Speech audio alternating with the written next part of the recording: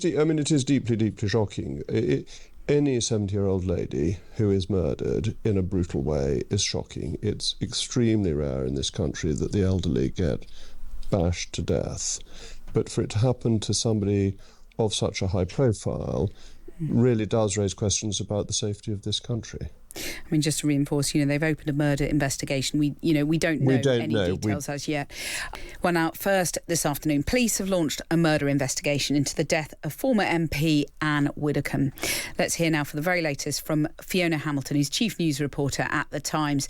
Fiona, shocking news. Bring us up to date on it. So there's going to be a press conference in about the next half an hour or so by Devon and Cornwall police.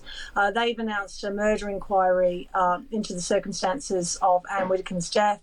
It was, of course, announced this morning that she had died yesterday. There was no suggestion initially of anything other than natural causes when her agent put out a release. And so this afternoon, this news has broken. It's quite a shock, really, that specially trained officers are combing through her property, and there is a manhunt for a white male that they say is believed to be responsible. And we've had a statement from the police, haven't we? Detective Chief Inspector Ilona Rawson saying it's an extremely tragic incident, and thoughts very much with the family and friends of Ann Widdecombe at this difficult time. As you say, we're going to be getting an update shortly, and we'll obviously bring you that live. But Fiona, what else have police said so far?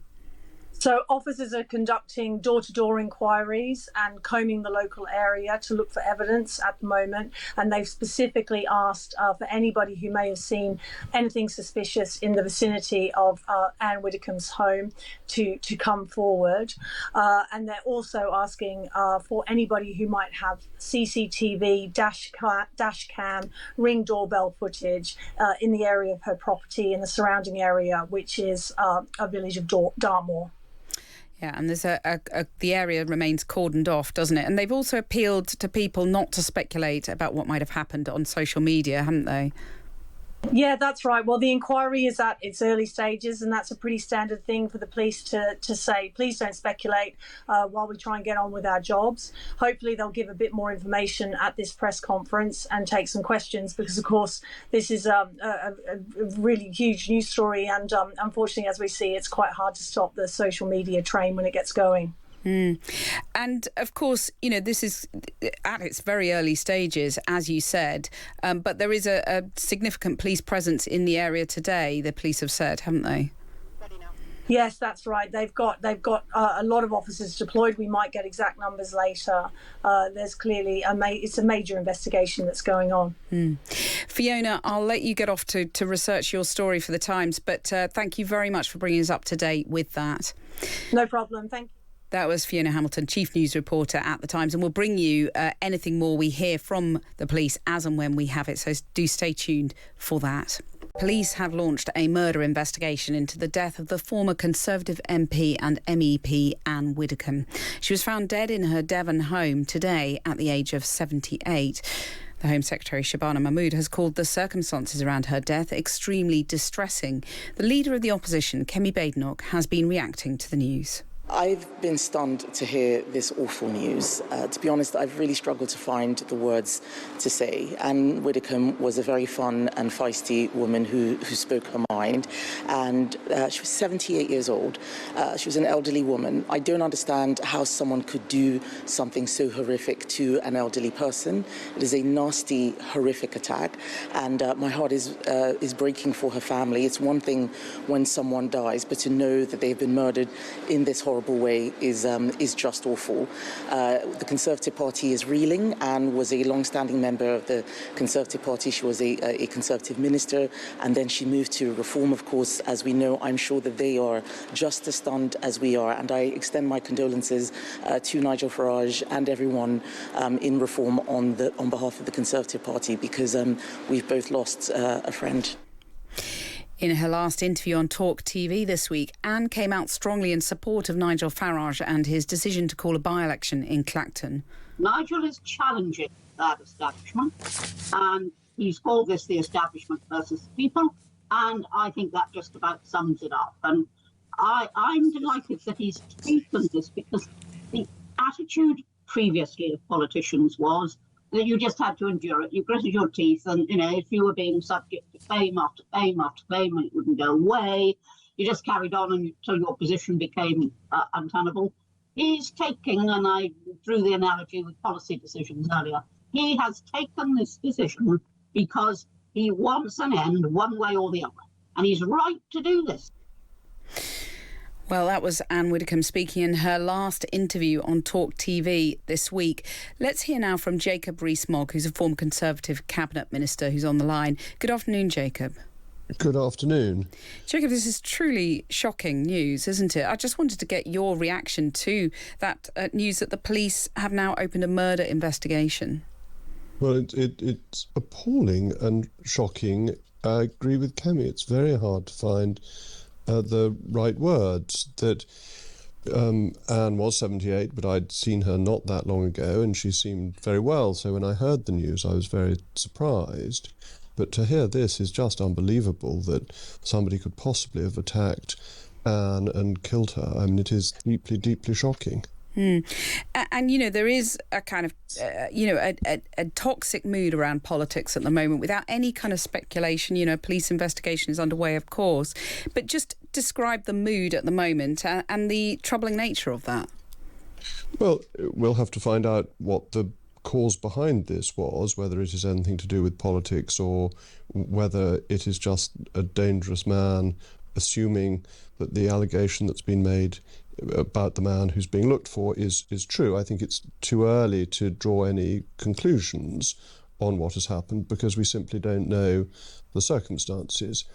I would say, though, that if it turns out that this was a politically motivated attack, that changes my view that I've always thought this country was very safe and that we could be pretty relaxed about the security of politicians. If it turns out this is a politically motivated attack, then obviously I would be wrong. Well, let me just ask you about, when you last spoke to Ann Widdecombe and what your impressions were when you did have that conversation. Well, I last saw Anne actually at a book launch of Tony Abbott's book at the Prosperity Institute. And Anne the former Australian Premier, though. The former Australian Prime Minister, that's right.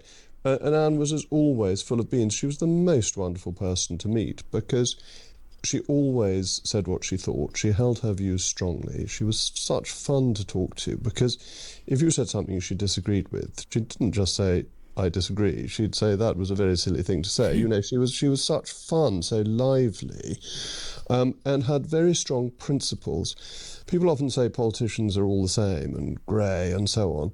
Anne definitely wasn't that. She had her own views. She stuck to her principles. If her principles made her political career harder on some occasions, that didn't stop her.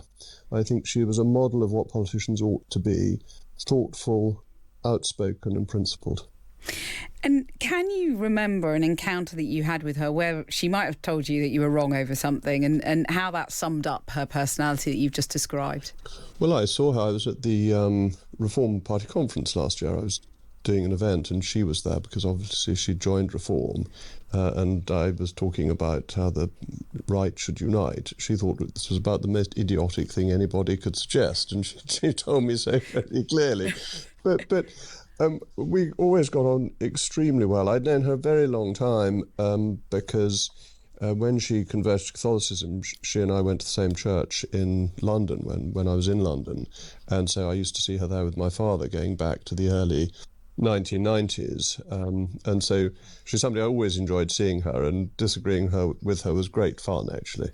And I wonder whether her faith, like yours, gave her a sort of armour, a sort of bravery, because I remember she once said, all I do is what I think is right and leave the rest to God. Did that allow her to be outspoken and sort of not really mind about the consequences, do you think?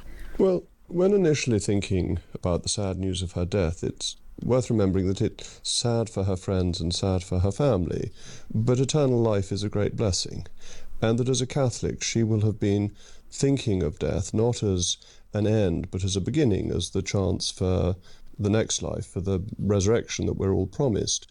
And I think her faith was of fundamental importance to her, and yes, I agree, it gave her great courage and strength. Do you find that comforting now? You know, I can tell from your voice you're obviously deeply shocked by this news. Do you find it comforting to think that she would have been comforted by that, by her faith? Oh, I'm sure that Anne would have gone to her death with great courage, because she would have recognised that her faith was so much part of her, and death for a Catholic is not something to be frightened of.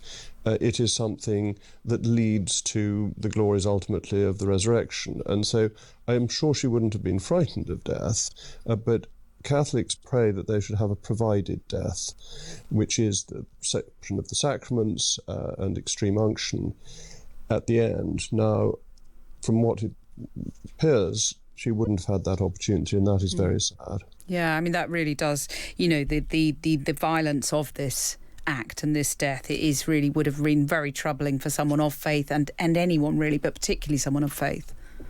It is, it is deeply, deeply shocking. Any 70-year-old lady who is murdered in a brutal way is shocking. It's extremely rare in this country that the elderly get bashed to death.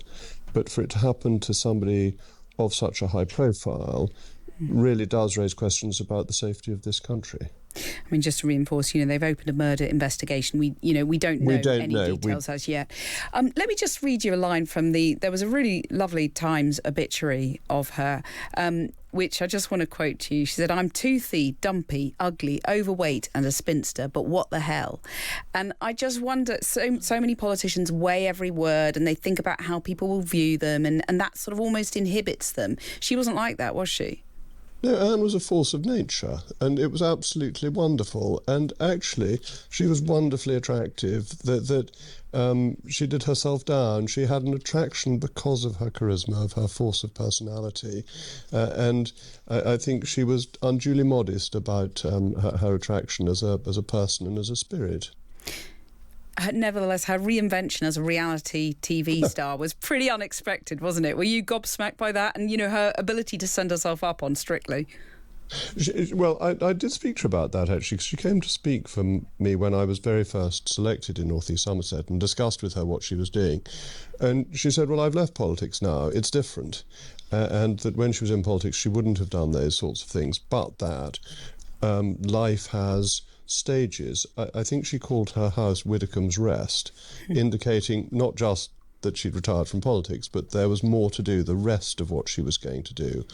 And I think that gives hope for all the rest of us when we leave politics either voluntarily or by the will of the voters.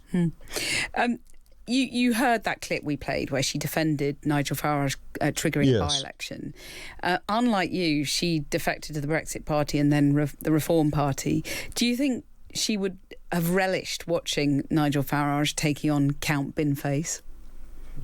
She was very supportive of Nigel, as she was saying in that clip, and I think she would have had some strong views about how this campaign was going and would have been backing Nigel thoroughly. It's not, I think he's made a mistake, but I think that Anne would have been fully behind him and would almost certainly have been on the doorsteps in Clacton backing him. And you know, we did actually speak earlier in the week on my Sky show, and you said that you thought Nigel Farage was in trouble over his wealthy benefactor before he triggered his by-election. You are a friend of his. What's your advice to him now over all this? Well, it's all happening now, so any advice is fairly odious. He's got to make sure he wins the election and doesn't lose to Count Binface, which is a slim risk, but nonetheless a risk. And then he's got to try and deal with these allegations that are coming thick and fast. I think he ought to have waited until the report had come out and then had a by-election rather than trying to preempt it, because this doesn't preempt anything. He needs to make sure that he associates with people of good reputation, not of dubious reputation. I would not recommend he carries on being involved with Posh George. But you think he actually could seriously lose to Count Binface? The British voter doesn't like being taken for granted and has a great sense of humour. I loved it when they voted for Boaty McBoatface, which upset all the officials and the grand people. and they may feel that Captain Binface is the Boaty McBoatface equivalent. I hope you read the Times Diary today, but because a little note that, subject to an Act of 1313, you are not allowed to wear armour in the House of Commons, so he will have to change his dress if he gets elected. I did, and you got a name check in that. That was a very... He will have to take his helmet off. I passed it on to Jack because it amused me that it's still the law of the land. It's one of the older acts that's still in force. You've outed yourself as a source. Jacob, thank you very much for coming on. No, thank you, and let's pray that. for the repose of the soul of Anne. Well, thank you for sharing your recollections of her. I'm sure she would have much appreciated your thoughts on her. Thank you. Thank you. Goodbye. That was Jacob Rees-Mogg, former Conservative Cabinet Minister, remembering Ann Widdecombe, and we will bring you that news of the police press conference as soon as we have it. So